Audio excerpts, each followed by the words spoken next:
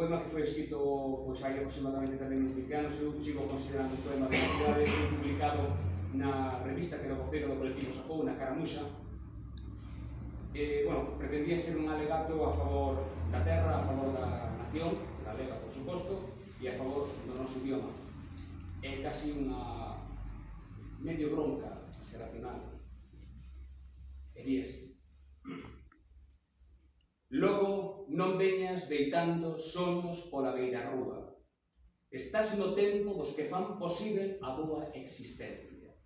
Os que berran nas noites máis escuras ou os que terman como deuses a bella imitación do libro máxico do rexistro civil, do rexistro vital, do coderno de bitácora ou caixa negra, etc.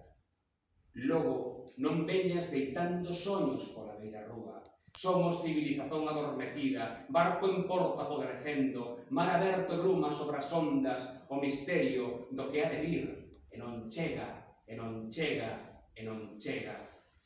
Logo, non veñas deitando soños pola beira rúa, pois, preparadas as alforxas, as armas de matar, as palabras de vencer, as bandeiras da historia da que se alimenta o noso amor. De cada día estamos todos.